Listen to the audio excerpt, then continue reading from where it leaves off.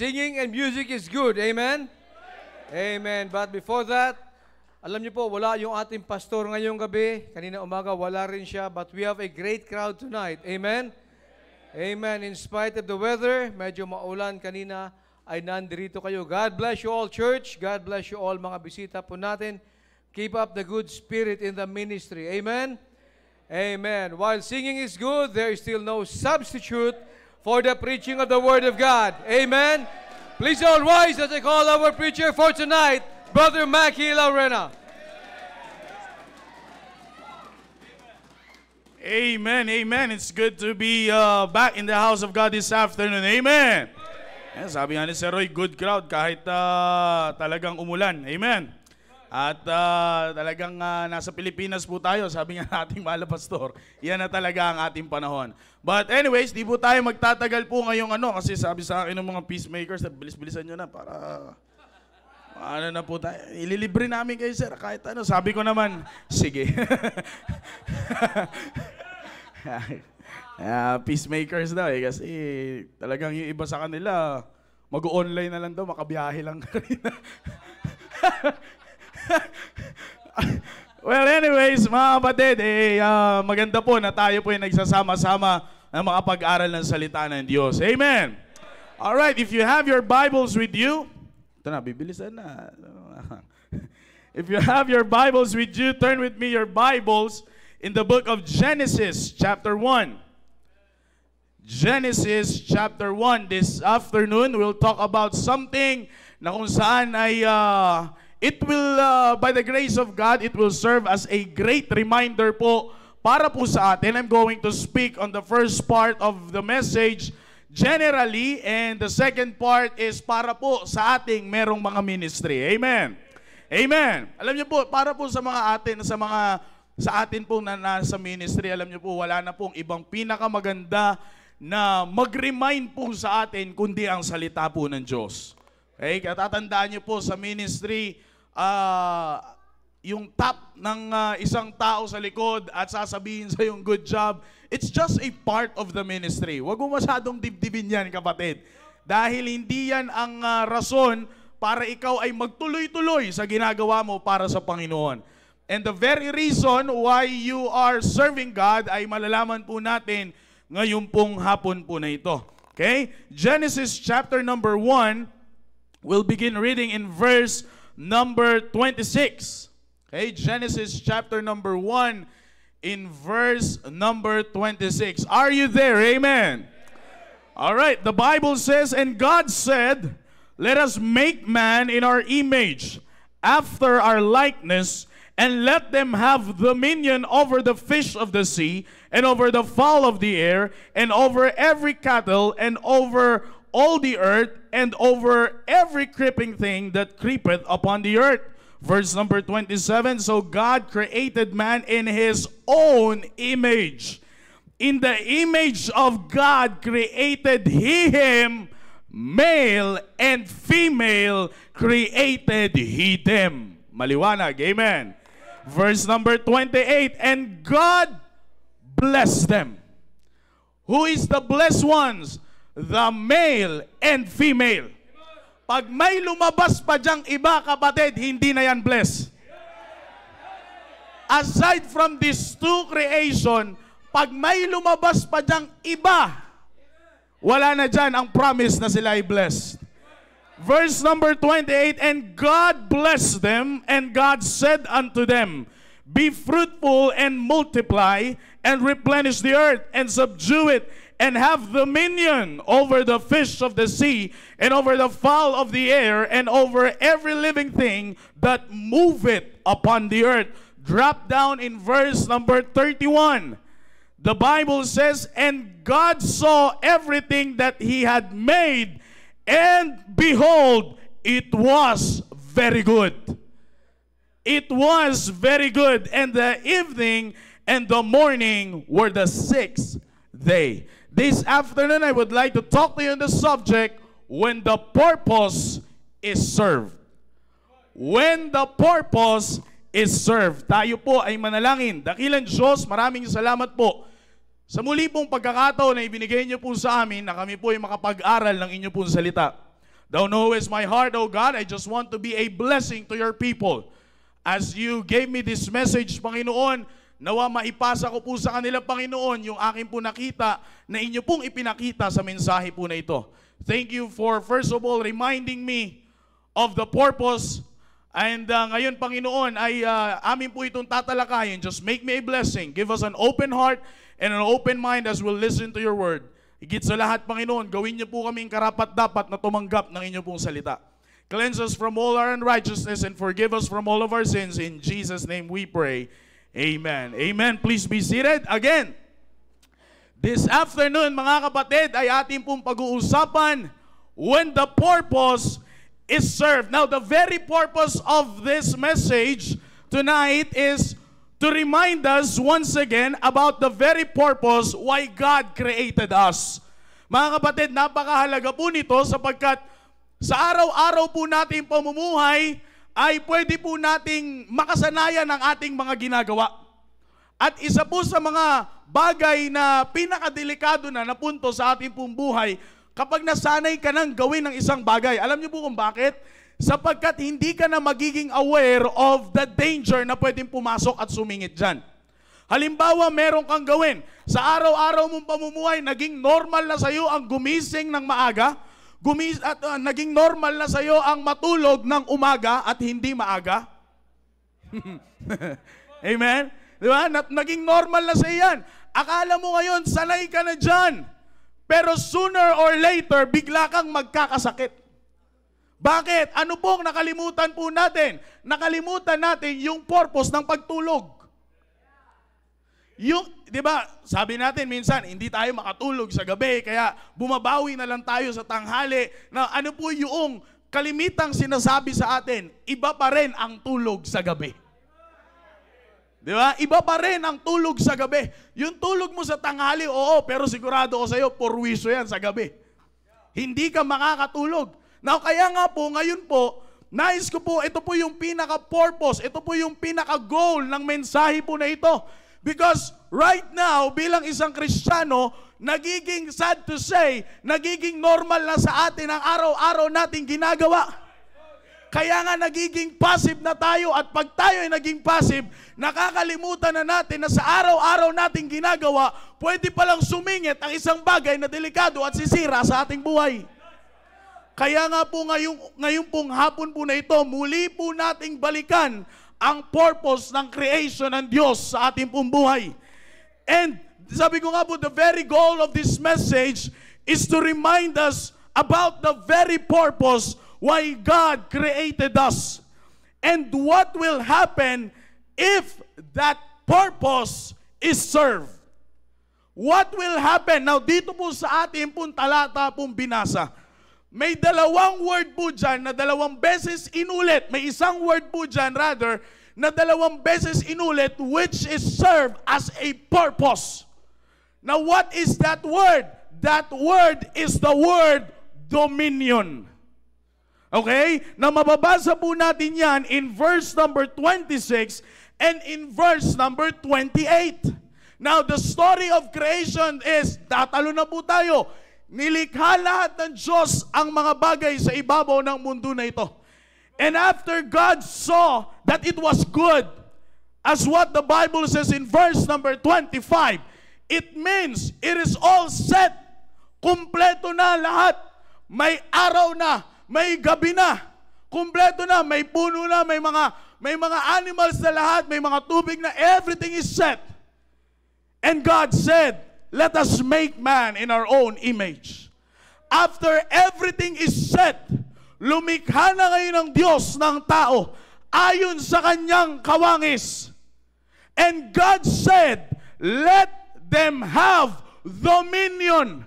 Now, the word dominion, it means to rule. To rule over. Ibig sabihin, kung ito ang creation ng Diyos ng langit at lupa, ito yung mga nakalagay dito. Mga animals, plants, seas, and everything na nandiyan dyan sa lupa. Ito ang tao. Hindi pwede, sa madalit sabi mga kapatid, hindi pwede na anuman ang nilikha ng Diyos dito sa ibabaw ng mundo na ito ay aangat pa sa paglikha niya sa tao. Brethren, it is very important to take note na dapat makita po sa ating pong buhay ang purpose ng paglikha ng Diyos sa atin. And that is to have dominion over everything. If you will notice, kapatid, baliktad ang nangyayari sa panahon po natin ngayon. Mas nangingibabaw na ang kamunduhan sa tao na wala ka man lang makikitang kawangis at imahe ng Diyos. Pero yung isang tao na nilikha ayon sa imahe at kawangis ng Diyos ay na-overpower ng kamunduhan. Kaya nga nakakalungkot. Ngayon mga kapatid, ano po ang nakikita po natin? Hindi mo na makita ang imahe at kawangis ng Diyos sa isang tao. Young people, you are very familiar on what I am talking about. Yung mga iniidolo nyong itsura, hindi nyo man lang makita ang imahe ng Diyos. Mula sa pananamit, sa itsura at pagdating sa ugali, never you will imagine na merong imahe ng Diyos dyan. Kaya nga ano pong nangyayari ngayon? Imbes na ma-serve ang purpose na magkaroon ng rule ang tao sa mga creation ng Diyos, ano ang nangyayari? Mas nangingibabaw na ngayon ang kamunduhan sa tao. Kaya nga kung ano ang mga bagay sa mundo na ito, madali nang maapektuhan ng tao. You want reality? Konting ulan lang, hindi ka na mapasimba. Konting init lang, hindi ka na mapasimba. That is the things that is happening around us. Pero kapatid, dito po maliwanag that the very purpose is to have dominion. That is a blessing. Kasi mahirap kapatid kapag ang hayop ay may dominion pa kaysa sa tao. Hindi mo gugustuhin. Kapag ang halaman ay may mas dominion pa sa tao, hindi mo rin gugustuhin. Pero mga kapatid, one of the blessing na ibinigay po sa atin ng Diyos is the purpose at promise na anuman ang mga bagay na pwede na nasa mundo na ito, hindi ka pwedeng maapektuhan sapagkat you are created in my image. Now, it is very clear in the Bible, in the creation story, na malayo ang kaibahan ng paglikha ng Diyos sa ibang bagay kaysa sa paglikha niya sa tao. Malayo, according to the text that we've just read, we are created in the image and the likeness of God. You know what that means, brethren? It means we are to imitate God's moral likeness as we walk and talk. Ulitin ko po. Pag sinabi po ng Bible, we are created in the image and the likeness of God. Hindi mo magiging kamukha si Papa Jesus. Okay? Hindi mo magiging kamukha ang Diyos. But the very purpose of it, brethren, it means we are to imitate. Ibig sabihin, ito dapat yung makikita sa atin. Alin po yun? Yung moral likeness ng Diyos as we walk and talk. Mga kapatid, nakakalungkot po isipin na tinagurian tayong Kristiyano, tagasunod ni Kristo, pero hindi sa atin makita ang imahe ng Diyos kapag tayo ay namuhay at kapag tayo ay nagsalita. Hindi po. Kaya nga mga kapatid, all throughout our life, we should praise Him and glorify Him because we are created in the image and the likeness of God. Kaya nga mahirap kapatid kapag hindi po nakita sa ating pong buhay ang purpose ng paglikha sa atin ng Diyos. Oh, I tell you kapatid, may I remind you kung bakit po mahirap yan para sa atin. Kung bakit mahirap sa atin bilang isang Kristiyano ang hindi makita ang creation ng Diyos, ang purpose ng creation ng Diyos sa buhay po natin. You know why?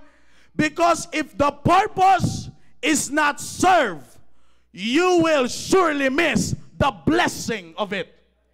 Now, before we go on, pag sinabi ko pong when the purpose is served, what do we mean by the word serve? The word serve, it means to have a place on. To have a place on. Now, if I'm going to ask you a question this afternoon, Ilan po kaya sa atin ngayon ang binibigyang lugar sa buhay natin ang purpose ng Diyos? Ilan po kaya sa atin ngayon ang may lugar sa ating buhay ang purpose ng creation ng tao? Alam niyo mga kapatid, kung titingin po kayo sa mga hindi nakakakilala sa Diyos, we call them the unbelievers, you will never see, according to their life, according to their practice, you will never see the purpose of the creation of men sa kanila.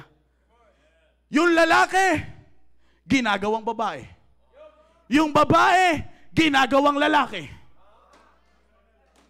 Ano ang sabi nila? Sa loob ko kasi, merong isang babaeng nakatago.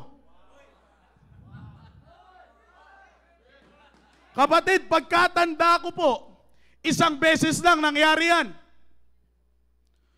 Ano po ang ginawa? Pinatulog ng Diyos si Adam. Kumuha ng ribs at ginawang babae. Isang beses lang. Di po ba? Ano ang sabi ng mga babae? Meron kasing lalaking nasa loob ko eh. Kalma ka lang, after 9 months, lalabas yan. Hindi yan totoo, kapatid, yung mga nararamdaman mo sapagkat labas yan sa purpose ng Diyos.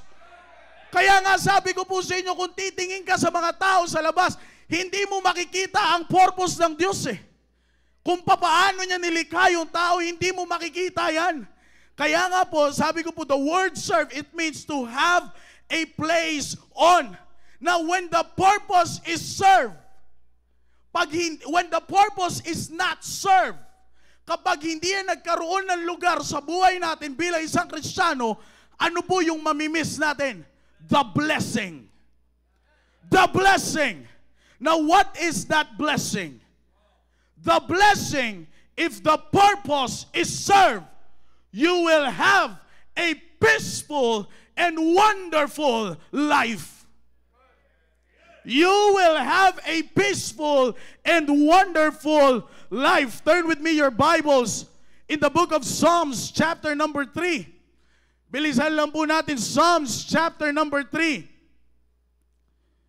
Ang sabi po dito ng Bible in verse number 1, Lord, how are they increased that trouble me? Many are they that rise up against me. Many there be which say of my soul, there is no help for him in God, Selah. But thou, O Lord, art a shield for me, my glory and my lifter up of mine head. I cried unto the Lord with my voice, and he heard me out of his holy hill, Selah. I laid me down and slept. I awake, for the Lord sustained me. Verse number 6, I will not be afraid of 10,000 people that have set themselves against me round about. Arise, O Lord, save me, O my God, for thou hast smitten all mine enemies upon thy cheekbone. Thou hast broken the teeth of the ungodly. Salvation belongeth unto the Lord, thy blessing is upon thy people, Selah. Chapter number 4, hear me when I call, O God of my righteousness. Thou hast enlarged me when I was in distress. Have mercy upon me and hear my prayer. O ye sons of men, how long will ye turn my glory into shame? How long will ye love vanity and seek after leasing, Selah? But know that the Lord hath set apart him that is godly for himself. The Lord will hear when I call unto him. Stand in awe and sin not. Commune with your heart upon your bed and be still, Selah. Verse number 5, offer the sacrifices of righteousness and put your trust in the Lord. Verse number 6, look at this verse. There be many that say, who will shew us any good? Lord, lift thou up thy light of thy countenance upon us. Thou hast put gladness in my heart, no more than in the time that their corn and their wine increase. Notice the last verse. I will both lay me down in peace and sleep, for thou, Lord, only makest me dwell in safety. Kapatid, kung titingnan niyo po ang mga verses na binasa po natin, brethren, this is the kind of life that every one of us wants. Ito yung klase ng buhay na gustong-gusto natin makamtan. Kahit 10,000 people pa ang magsabi sa'yo at mangutya sa'yo, hindi yan uubra as long as na nangingibabaw sa'yo ang purpose ng Diyos sa buhay mo, hindi sila uubra. That is a peaceful and wonderful life that we long for. But not until you let the purpose of the creation of God have a place in your life. You will never experience this once in a lifetime blessing that comes from God. No wonder kung bakit marami po sa atin ngayon, hanggang ngayon, magulo pa rin ang buhay. Magulo pa rin ang buhay. Yes, we have the church by the grace of God. We have the pastor by the grace of God. We have His Word. In short, we have everything. Pero hindi po ba kayo nagtataka, young people, kung bakit ang gulo pa rin ang buhay nyo? Fathers, bakit ang gulo pa rin ng pamilya ninyo? There's one problem na na-mislook po natin. Yes, we have everything. Pero one thing that we miss is the peaceful and wonderful life. Parang ang ano po, tingnan, kung iisipin po natin, parang ironic tingnan na nasa simbahan ka, may salita ka ng Diyos, pero hindi ka payapang mamuhay. Nahihirapan, nahihirapan kang tumayo dito at magpasalamat sa Diyos. Bakit po kaya, mga kapatid? It's because we miss one thing. And that is the purpose of God in our life. Hindi nagkaroon ng lugar sa puso po natin. Hindi nagkaroon ng lugar, mga kapatid, sa buhay po natin ang purpose ng Diyos. I know a lot of us here tonight or this afternoon can testify na mas masarap sa pakiramdam na yung inaasahan mo sa isang bagay or yung hinahanap mo sa isang bagay ay makuha mo. Diba? Halimbawa, bumili ka ng isang bagay. Halimbawa, bumili ka ng tubig. Tubig tayo ngayon kasi healthy.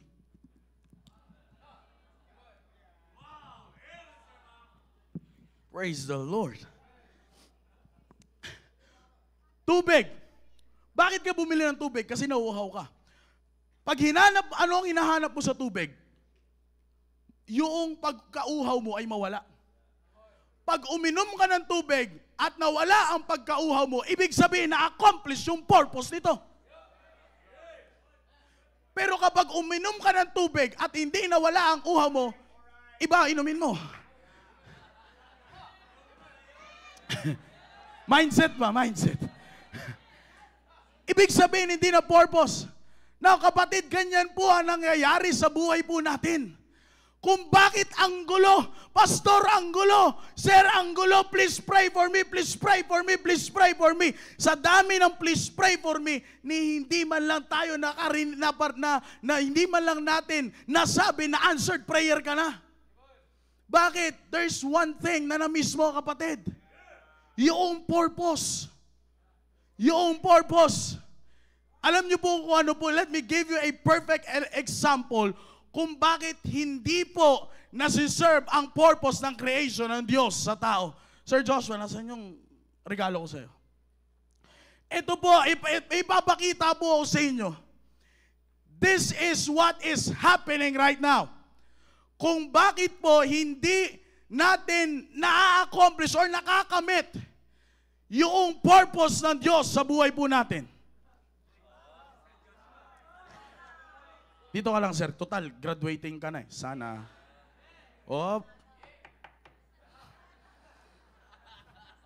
Anong tawag dito, sir? Alam mo ba tawag dyan? Higaan. Higaan. Ito, ang tawag dito. Ito. Unan. Ito. Kumot. Kumot. Lahat ito ay gamit para sa Pagtulog. pagtulog. Habit niya po yun. Libangan niya po yun. Now, the purpose of this, para makahiga ka ng maayos. The purpose of this, para hindi ka mangalay sa buong magdamag. The purpose of this, para hindi ka ginawin. Lahat po ito ay elemento para sa masarap na tulog. Kaya kung wala sa inyo to ngayon, huwag kayong matutulog. Okay? Now, halimbawa, tayo ka dyan, sir. Tayo ka dyan. Yan. Hawakan mo. Kumot ka. Sige, matulog ka na.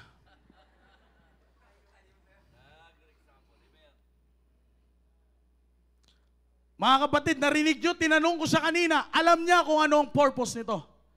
Pero kung tatanungin ko siya sa estado niya ngayon, kayo po ang tatanungin ko, makakatulog kaya siya ng maayos?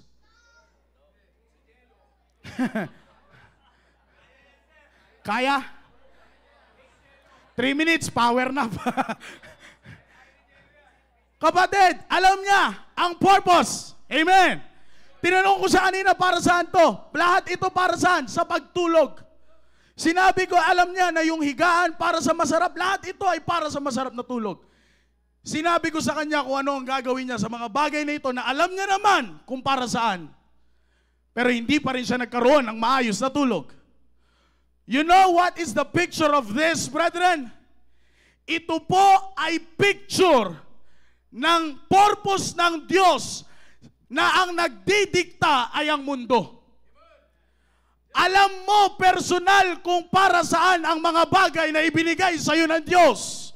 Pero ang hinayaan mong magdikta sa iyo kung paano gamitin ang mga bagay na yon ay ang mundo.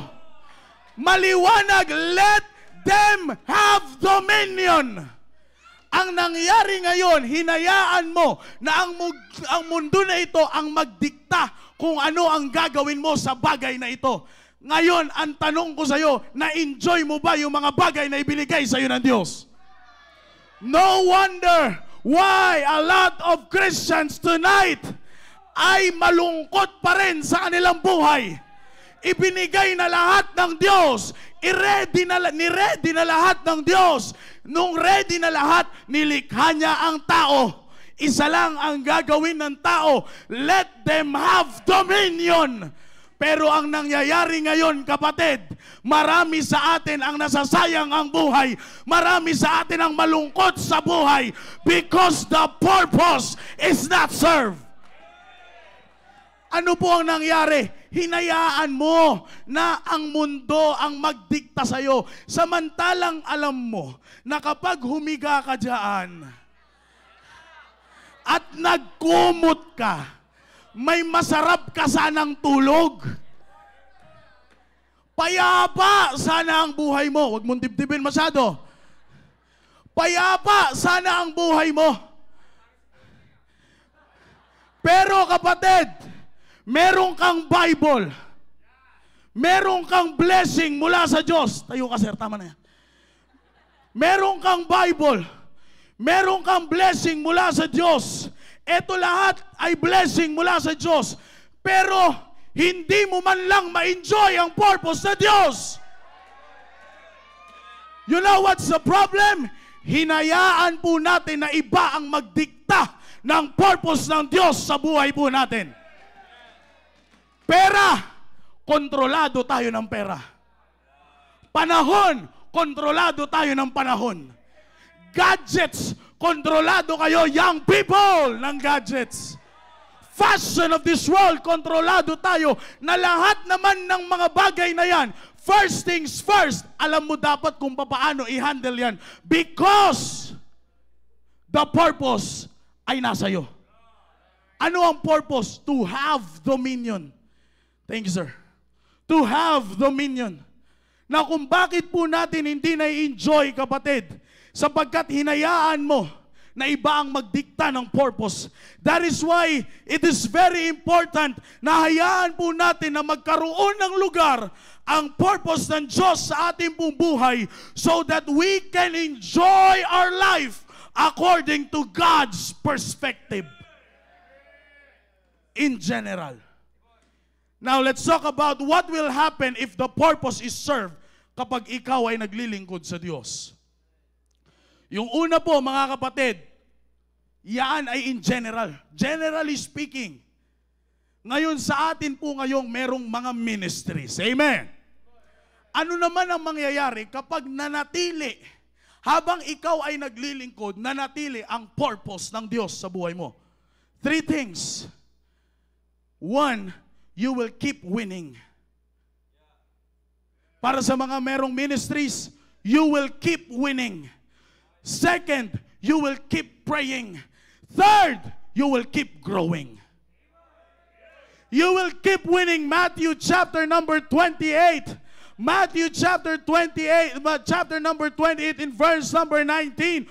Go ye therefore and teach all nations, baptizing them in the name of the Father and of the Son and of the Holy Ghost, teaching them to observe all things whatsoever I have commanded you. And lo, I am with you always, even unto the end of the world. And signature signed by God. Amen. Kapatid, one thing that I love the most sa purpose ng paglikha ng Diyos sa ating pong tao is yung walang makakapigil sa'yo na gawin ang mga bagay na pinapagawa ng Diyos para sa'yo. Just like in this point, it is very clear that no one can stop you from winning souls for Christ. Kaya nga po sa pagkakataon po na ito, para patuloy po tayong mag-enjoy sa purpose ng Diyos sa buhay po natin, just keep winning. Ushers, just keep winning. Choir members, just keep winning. Security, just keep winning. Anuman ang ministry mo dito, you will keep winning if the purpose is served. Just look back on your life. Kung sino ka dati, yan ang patunay na walang makakahadlang sa pag-win, na walang nakahadlang sa pag-win ng ligaw mong buhay para sa Panginoon. Ikaw na nga mismo nagsabi na wala ka ng pag-asa. Pero dahil sapagkat merong isang tao na hinayaan niyang mangibabaw ang purpose ng Diyos sa buhay niya, nagkaroon ka ng pag-asa. Now, my question is, who is stopping you from winning souls? Who is stopping you, ushers, Sunday school teachers, so on and so forth, sa mga merong ministry? Sino ang kayang magpahinto sa inyo sa pagwiwin ng kaluluwa? Who is stopping you from singing the song Redeemed because you cannot proclaim it anymore? Who is stopping you from sending the light? I'm talking about the blessed gospel light, because it doesn't shine at you anymore. Oh, I tell you, brethren, if we will just allow the purpose of God in our life, once the purpose is served, you will keep winning at walang makakapigil sa'yo. You will keep winning. Umulan, bumagyo, magsosol winning ka. Anuman ang kalagayan mo sa buhay, magsosol winning ka. Sapagkat alam mo na nasiserve, na may lugar sa iyo ang purpose ng Diyos. Secondly, you will keep praying. 1 Thessalonians 5:17, pray without ceasing. O bakit ka tumigil? One of the saddest part na pwedeng mangyari sa buhay po natin bilang isang Kristiyano is yung tayo ay mawalan mismo ng gana sa tinatawag po nating prayer life. Once na ang isang Kristiyanong tumigil makipag-communicate sa Diyos, kapatid, delikado na tayo. Every one of us here knows that prayer is the way of having a communication with God.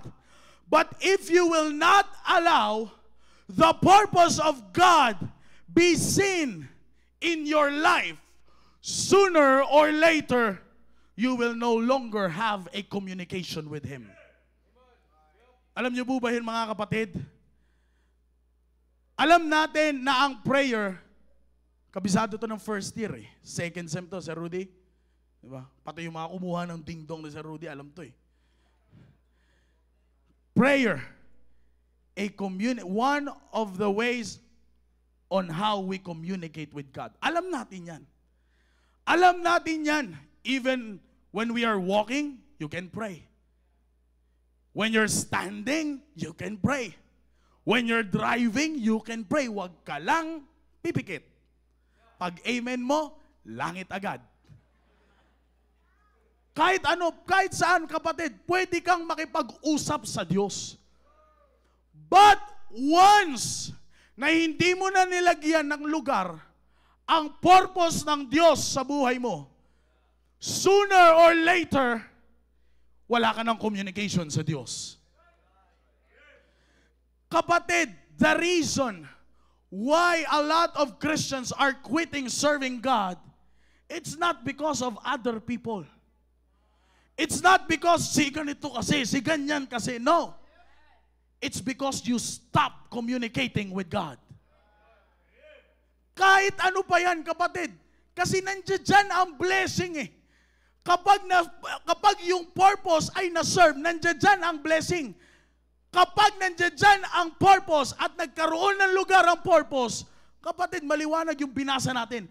Peaceful ka. You will have a wonderful life. But one reason lang. Ano po yun? Huwag mo lagyan ng lugar sa buhay mo ang purpose ng Diyos, hindi ka na makikipag-usap sa Kanya. And kapag yan ay nangyari, kapatid, disgrasya ang pwede nating abutin. Remember Daniel? Remember Daniel, kapatid? Pinagbawalan na siya. Sige lang. Gumawa ng decree, gumawa ng law. Sige lang. Binanta na siya, Daniel, kapag hindi ka tumigil manalangin, lions den ka.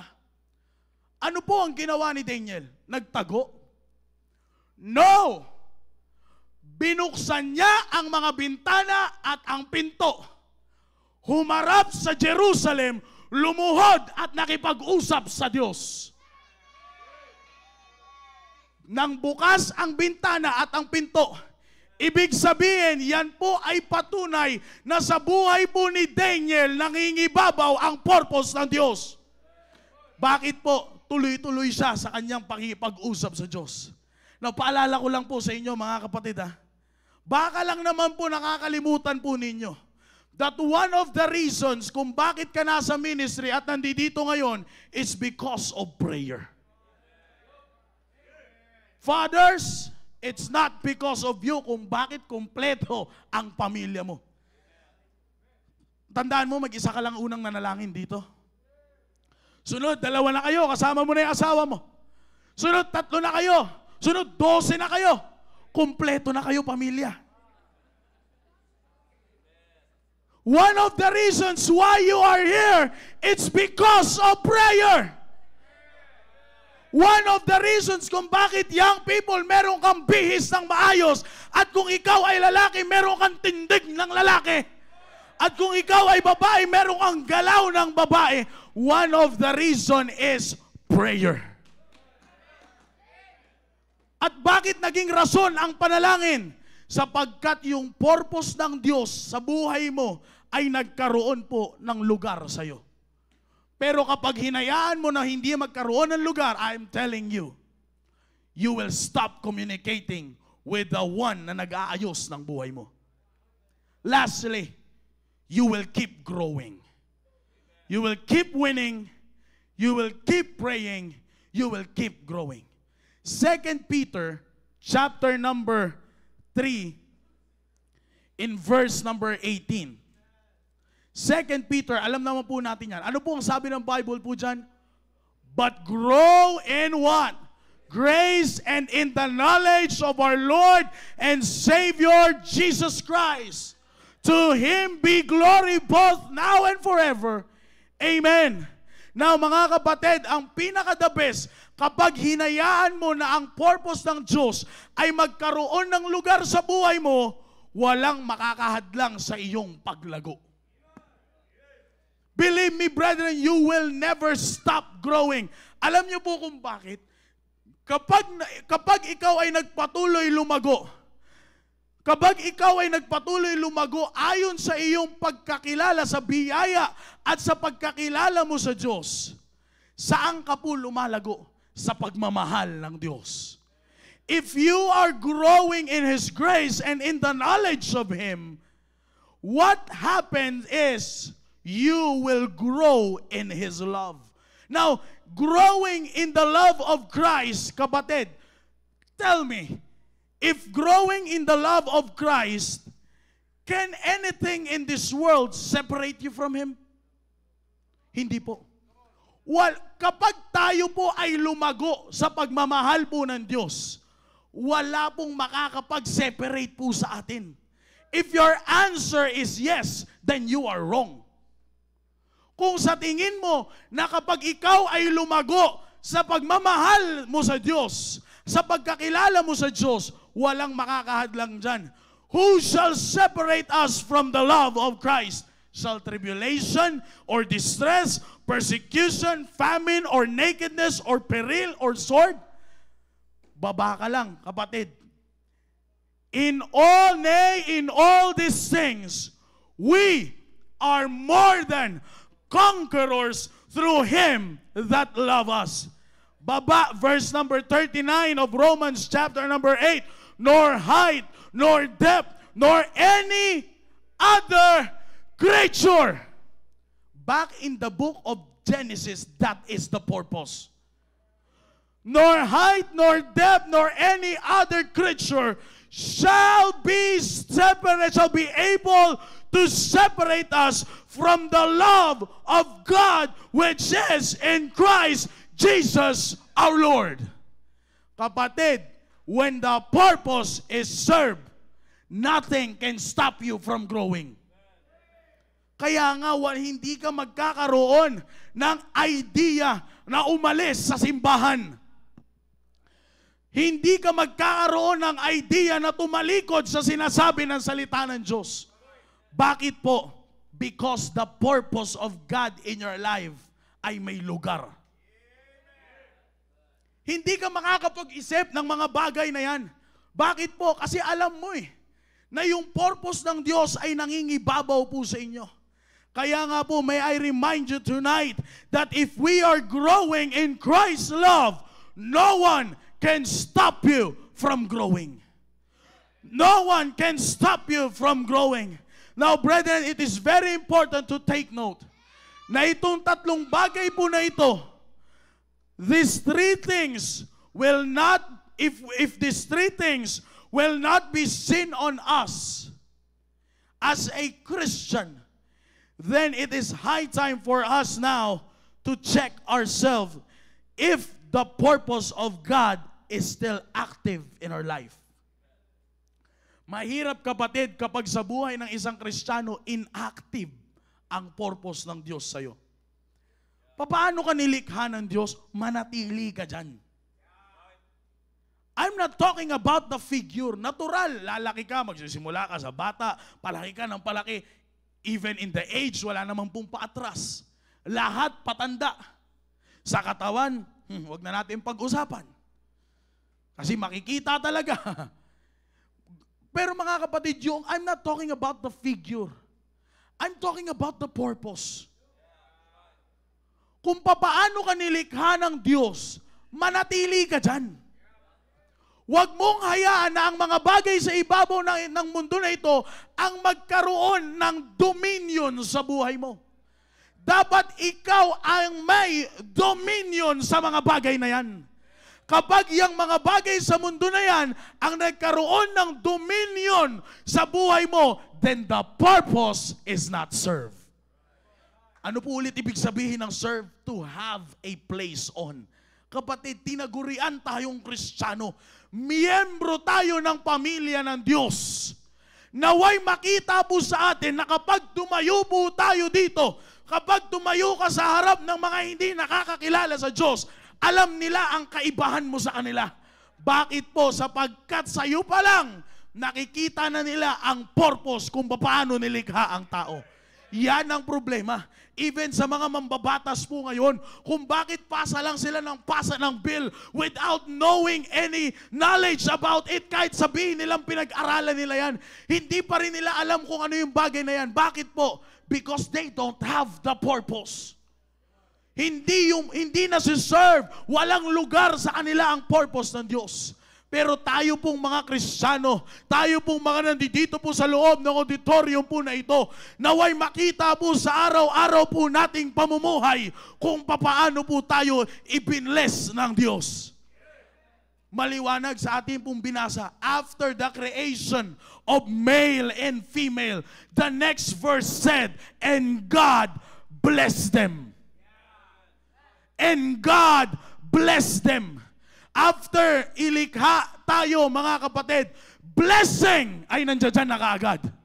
Kalahin niyo po, no, doon pa lang matutuwa ka na Di ba? Pag Christmas, anong inaasahan mo? Regalo agad. December 1 pa lang, pagpatak ng 12 o'clock, alam mo na, ano expected mo? May regalo ka kaagad. Pero kapag hindi mo natanggap yung regalo mo na yun, malulungkot ka. Ano po, tinan niyo po kung gaano kaganda. Paglikha ng Diyos sa atin, blessing agad. And God blessed them. At isa po doon po sa blessing na yon, nakapaloob ang purpose. Ano po yun? To have dominion. No, kapag lumabas ka dyan at hindi na-serve ang purpose na yan, kapatid, hindi ka lalago. Mananatili kang normal na Kristiyano. Kapatid, actually, walang normal na Kristiyano Pag sinabi mo isang Kristiyano ka, dapat ikaw ay lumalago. Sa mga merong ministry, dapat tuloy-tuloy ka sa soul winning. Dapat tuloy-tuloy ka sa panalangin. At dapat tuloy-tuloy ka sa paglago. When the purpose is served. Kapag ang purpose ng Diyos sa buhay mo ay nagkaroon ng lugar. May this message this afternoon, kapatid, challenge us to stay and grow on God's purpose. Because when the purpose is served, you will never stop whatever it is that you are doing for God. Ulitin ko po, when the purpose is served, you will never stop whatever it is that you are doing for God. Tumayo po tayong lahat. Dakilang Diyos, maraming salamat po. Sa oras po na ito, na inyo po yung pinagkaloob po sa bawat isa po sa amin. Oh God, Thou knowest my heart right now, kung ano po ang gusto ko pong paratingin sa inyo pong mga anak. Nawa, masumpungan niyo po kami, Panginoon, na manatili sa purpose niyo po sa aming pong buhay. Kayo po, Diyos, ang patuloy po na manghuna. Patawarin niyo po kami, Panginoon, kung minsan po kaming lumihis sa inyo pong purpose, O Diyos. But thank you for the message this afternoon, O God. In Jesus' name we pray. Amen.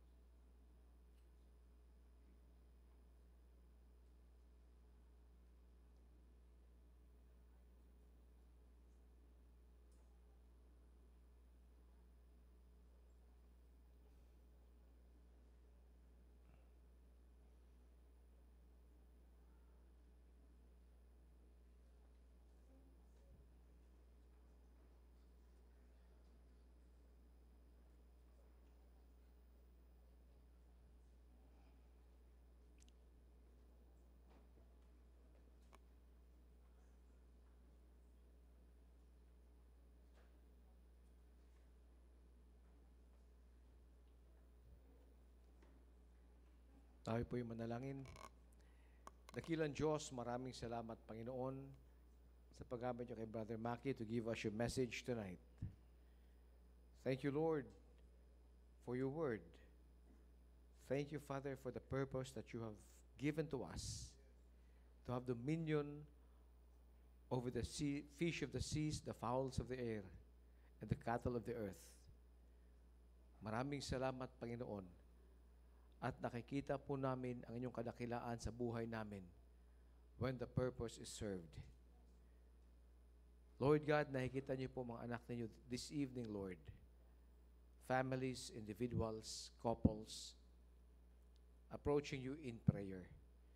Oh Lord, you know the intents of their hearts, Heavenly Father. Alam niyo po, Panginoon, ang bawat hinaing nila. I pray, Lord God, kayo po magbigay ng tugon sa kanilang mga panalangin. Thank you, Father, for this church. Be glorified, Lord, in our lives. May the purpose that you have put into our lives, Lord, be served, all for your glory. Thank you, Father, for giving us dominion over this earth.